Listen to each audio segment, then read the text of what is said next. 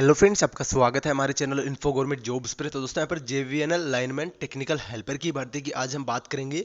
Officially RTI के reply के through category wise form का डाटा मैं आपको बताने वाला हूँ। फिर हम कंपटीशन भी बात करेंगे कि किस प्रकार से यहाँ पर फॉर्म इस बार कम है या ज़्यादा है, और दूसरी बात एग्जाम कब तक होगी। तो स्टार्ट करते हैं। चैनल को सब्सक्राइब कर लीजिएगा, हर प्रकार की जनरल अपडेट यहाँ पर आपको सबसे पहले दी जाएगी।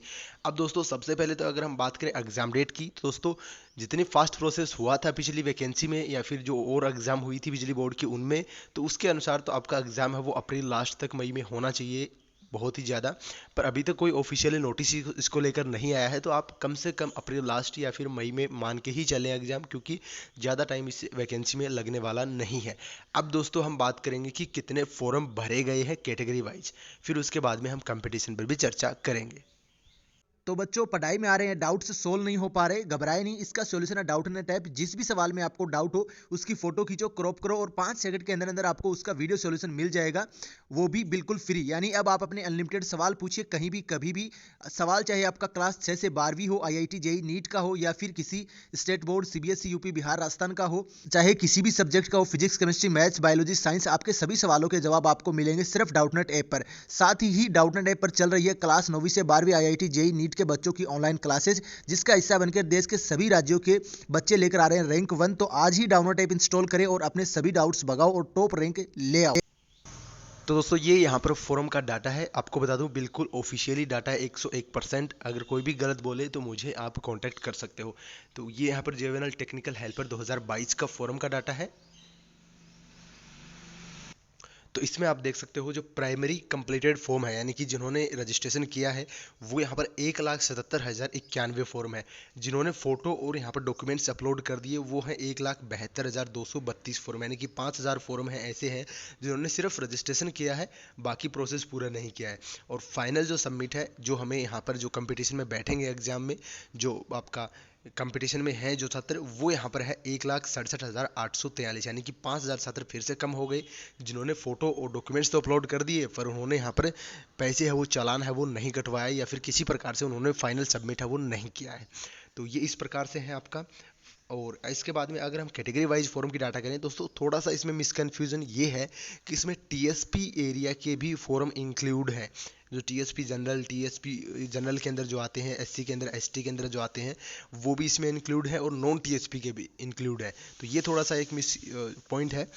इसको लेकर भी जल्दी में यहाँ पर देखते हैं, दूसरी आरटीआई का रिप्लाई आएगा तो मैं आपको जरूर बताऊंगा टीएसपी और नॉन टीएसपी में, क्योंकि फिर हमें पूरा कंपटीशन का पता लग जाता है कि किस पोस्ट पे कितने यहाँ पर छात्र यहाँ पर कंपटीशन में रहेंगे। क्योंकि जो वैकेंसी है वो आपकी टीएसपी और नॉन टीएसपी के आधार पर दी गई है, जबकि ये यहाँ पर जो आपका आया है रिप्लाई है, ये सिर्फ और सिर्फ टोटल फॉर्म का दे दिया। हाँ, इसमें शहरिया के कुछ यहाँ पर अलग से फॉर्म बताए गए हैं, पर सिर्फ शहरिया के हैं वो, टीएसपी जनरल वगैरह के अलग से नहीं है। तो इसीलिए कंपटीशन पे बात है हम वो 1-2 या 5-10 दिन के बाद में करेंगे, तो आप नीचे कमेंट करके बताएं हमें। और यहाँ पर देख सकते हो जनरल के 20,846 फॉर्म यहाँ पर भरे थे। टोटल फाइनल सबमिट की हम बात करेंगे, क्योंकि यही हमारे लिए यूजफुल रहेगा। 17,279 जनरल के अंदर है। पर दोस्तों आपको पता होगा जनरल के अंदर एससी, एसटी, ओबीसी और आपके ईडब्ल्यूएस जो भी कैंडिडेट रहते हैं, जनरल एक ओपन कैटेगरी रहती है जिसके अंदर सभी कैटेगरी वाले कैंडिडेट है वो क्वालिफाई करते हैं। और जनरल के अंदर वैकेंसी भी सबसे ज़्यादा इसीलिए रहती है कि उसके अंदर कोई भी कैंडिडेट जा सकता है। हालांकि कंडीशन ये रहती है कि आप उसके एज है वो आपकी जनरल के अनुसार होनी चाहिए, ना कि आपने अगर एज में छूट ली है तो आपको अपनी कैटेगरी में रखा जाएगा, अदरवाइज यहाँ पर आपको जनरल में भेजा जाएगा। यही होता है, किसी आपने देखा होगा काफ़ी एग्जाम में ओबीसी का कट ऑफ या फिर एससी एसटी का कट ऑफ है वो बहुत ज़्यादा चला जाता है, जनरल का कट ऑफ कम रहता है। तो यही वजह रहती है, काफ़ी लोग छूट ले लेते हैं तो उनको उन्हीं की कैटेगरी में रखा जाता है। तो जनरल के अंदर आपके 17,279 फॉर्म है वैसे तो, पर बाकी जो टोटल फॉर्म है उनमें से आप 10-15 हज़ार फॉर्म कम कर दो, बाकी सभी लोग जनरल के अंदर एलिजिबल रहेंगे। जिन्होंने छूट लिया होगा 10-15 हज़ार ही ऐसे रहेंगे जिन्होंने एज में छूट लिया होगा। ओबीसी में क्रिमिनल लेयर, ओबीसी दो प्रकार का होता है, आपको पता होगा, क्रिमिनल लेयर और नॉन क्रिमिनल लेयर। आपका क्रिमिनल लेयर में वो आते हैं जिनकी इनकम है वो 8 लाख से ऊपर रहती है, या फिर जिनको यहाँ पर जनरल के बराबर ही रखा जाता है। तो उसमें 700 फॉर्म भरे गए हैं आपके फाइनल सबमिट। और ओबीसी नॉन क्रिमिनल लेयर की अगर हम बात करें तो इसके अंदर आपका 68,765 फॉर्म है वो फाइनल सबमिट हुए, यानी कि सबसे ज़्यादा फॉर्म है वो आपके ओबीसी के अंदर भरे गए हैं, और सबसे ज़्यादा कैंडिडेट हैं ओबीसी के वो भी जनरल के अंदर क्वालिफाई होते हैं।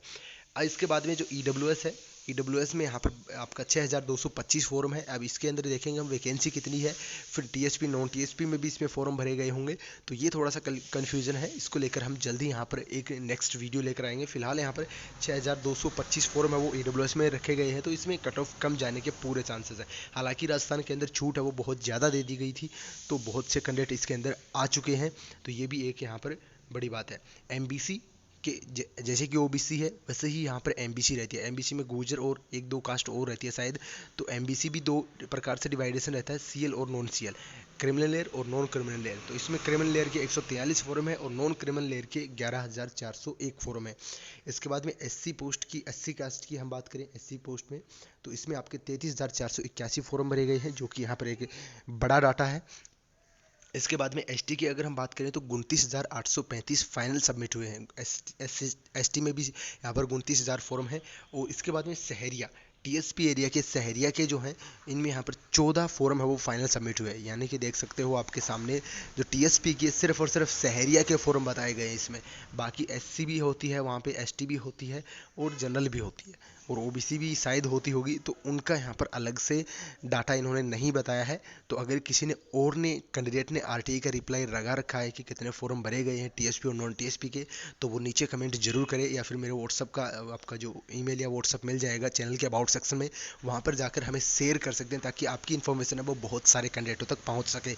और बाकी दोस्तों कोई भी आपको डाउट हो नीचे कमेंट कीजिएगा, और हम कट ऑफ की लेकर एनालाइज करेंगे हम कंपटीशन कितना पोस्ट पे कितना है। हालांकि फॉर्म यहाँ पर पिछली बार से थोड़े ज़्यादा हैं, पर दोस्तों को पोस्ट भी कम है, पर जो यहाँ पर जिस हिसाब से बेरोजगारी बढ़ रही है, लाखों में फॉर्म लग रहे हैं, उस हिसाब से यहाँ पर ये फॉर्म है वो कम ही है। तो अपनी प्रिपरेशन दोस्तों करके रखें। और ये आपके सामने जो टोटल फॉर्म का डाटा है देख सकते हो, वो 1,77,000 लोगों ने रजिस्ट्रेशन किया है और 1,67,843 लोग हैं वो फाइनल सबमिट हुए हैं। इसमें से आप देखोगे तो लगभग आपकी 80% से 85% अटेंडेंस रहती है, तो इसमें वैसे भी एब्सेंट होने हैं। और इसके बाद में काफ़ी लोगों का प्रिपरेशन नहीं रहता है, तो जो लोग अच्छे से प्रिपरेशन करते हैं उनका सिलेक्शन है वो श्योर होता है, ऐसी बात नहीं है। तो वो आपको करना है ताकि आप जो अदर कैंडिडेट हैं उनसे आप अलग रहें।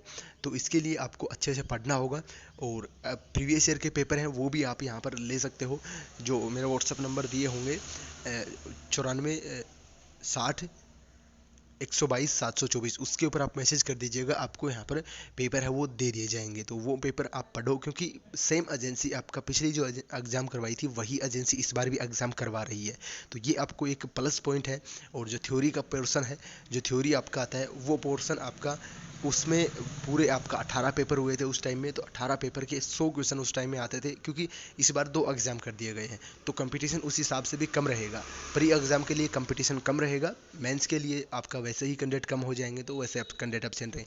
यानी कि अगर मॉडरेट भी पढ़ने वाला है, यानी कि एवरेज अगर स्टूडेंट पढ़ने वाला है, तो उसका सिलेक्शन इस बार हो सकता है, ये मैं आपको बता रहा हूँ। तो अच्छे से इसके प्रिपरेशन करें, अपनी तरफ से जी तोड़ मेहनत करें।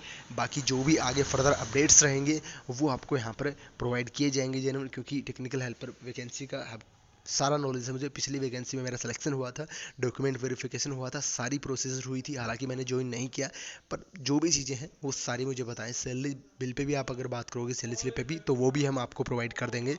तो बने रहें चैनल के साथ और दोस्तों के साथ शेयर करें, ताकि हर प्रकार की इन्फॉर्मेशन आप तक पहुँच सके। धन्यवाद। जय हिंद, जय भारत।